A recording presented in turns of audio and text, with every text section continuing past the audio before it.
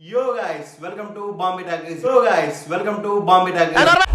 నువ్వేనా పెద్ద కంచి కామకోటి పెట్టకపోతే అనుకుంటున్నావేంట్రా?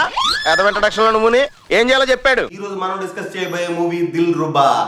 ఈ దిల్ రుబా అనే మూవీని వరల్డ్ వైడ్ గా 11 కోట్లకు అమ్మారు. అంటే థియేటర్స్ నుంచి 11 కోట్ల షేర్ ని కలెక్ట్ చేసినట్టయితే ఈ సినిమా హిట్ అని అర్థం. మరి ఈ రోజు డిస్కస్ చేద్దాం ఈ సినిమా ఏ వరకు పర్ఫార్మ్ చేసిందో. ఇక కథ విషయానికి వస్తే హీరో బ్రేకప్ అయి ఉంటాడు. హీరో తన ఎక్స్ లవర్ కి తన ప్రజెంట్ లవ్ స్టోరీ చెప్పాల్సిన సిచ్యువేషన్ వస్తుంది. సో తన ప్రజెంట్ లవ్ స్టోరీలో ఉన్న పాజిటివ్ సైడ్ మాత్రమే చెప్తాడు. కానీ హీరో ప్రజెంట్ లవ్ స్టోరీకి నెగిటివ్ సైడ్ కూడా ఉంటుంది. ఆ నెగిటివ్ సైడ్ ని హీరో ఎక్స్ లవర్ తెలుసుకుని ఏం చేసింది, హీరోకి విలన్ కి ఉన్న కాన్ఫ్లిక్ట్ ఏంటి, ఆ నెగిటివ్ సైడ్ తెలుసుకుని తన ఎక్స్ లవర్ ఏం చేసింది, ఇలాంటి విషయాలు మనం స్క్రీన్ మీద చూసి తెలుసుకోవాల్సిందే. ఇక విశ్లేషణ విషయానికి వస్తే ఈ సినిమా గురించి చెప్పడానికి ఏమీ లేదు, అట్ ద సేమ్ టైం చాలా ఉంది. నాకు అర్థం కాలేదు సార్. నెమ్మదిగా అన్ని అర్థమవుతాయి గానీ నాకు కూర్చో. లైఫ్ లో సారీ గాని థ్యాంక్ యూ గాని అని చెప్పకూడదు అని సిద్ధాంతం పెట్టుకుని బ్రతికేస్తున్న హీరో.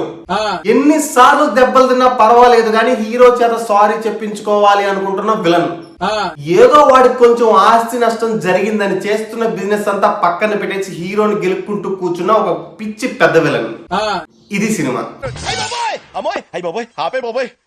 ఏముంది ఇందులో? సినిమా ఫస్ట్ హాఫ్ లో హీరో యాటిట్యూడ్ గానీ డైలాగ్స్ గానీ కొంచెం అతిగా ఉంటాయి. రేయ్, నువ్వు బ్రేక్ వేస్తే బండి ఆగుతుందేమో, నేను బ్రేక్ వేస్తే భూగోళం ఆగుతుందిరా.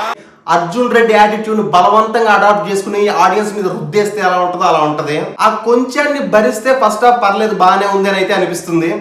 ఎస్పెషల్లీ ఇంటర్వెల్ ముందు ఒక ఫైట్ సీన్ ఉంటుంది, చాలా బాగా పిక్చరైజ్ చేశారు ఫైట్ సీన్. అండ్ ఆ ఫైట్ సీన్ కొంచెం బ్యాక్గ్రౌండ్ స్కోర్ అయితే అదిరిపోతుంది. లిటరల్లీ ఆ background score fight scene dominate చేసిందని చెప్పాలి. ఆ రేంజ్ లో ఇచ్చాడు శామ్ సిఎస్. సాంగ్స్ కూడా బాగున్నాయి మూవీలో. ఇలా ఫస్ట్ హాఫ్ అయిపోగానే ఓకే పర్లేదు ఫస్ట్ హాఫ్ అన్న ఫీల్ అయితే తీసుకొస్తుంది ఆడియన్స్ కి. ఇక సెకండ్ హాఫ్ గుండెల మీద గుద్దేస్తుంది.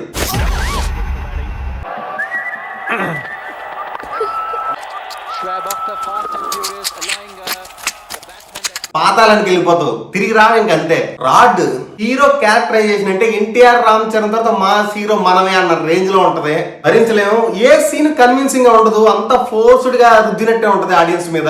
ఈ సినిమా ఎలా ఉంటది అంటే మనకు 2007 నుంచి 2010 వరకు ఫార్ములా బేస్డ్ మూవీస్ వచ్చేటివి. అంటే ఈ టైంలో హీరో ఓవర్ యాక్షన్ చేయాలి, ఈ టైంలో సాంగ్ పడాలి, ఈ టైంలో ఫైట్ పడాలి, హీరోకి ఓవర్ యాటిట్యూడ్ ఉండాలి, ఓవర్ డైలాగ్ చెప్పాలి, ఇలాంటి ఫార్మేట్ లో మూవీస్ వచ్చేటివి. సో ఈ సినిమా అలాంటి ఫార్మేట్ లోనే తీశారు. కథ డిమాండ్ చేసినా చేయకపోయినా, సిచ్యువేషన్ డిమాండ్ చేసినా చేయకపోయినా అక్కడ హీరో ఓవర్ యాక్షన్ డైలాగులు చెప్పాలి. ఫర్ ఎగ్జాంపుల్ కా సినిమాలో కిరణ్ అబ్బవరం కి ఓవర్ యాక్షన్ డైలాగ్స్ లేవు, ఓవర్ యాక్షన్ యాటిట్యూడ్ లేదు.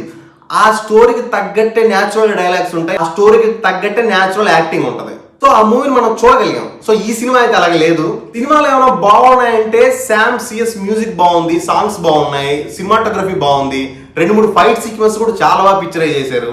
సినిమాలో ఏం బాగలేదు అంటే సినిమానే బాగలేదు. సో ఫైనల్ గా ఈ మూవీకి Bombay Talkies rating 2.5 out of 5. వచ్చే రివ్యూతో మళ్ళీ కలుసుకుందాం. Until then bye by.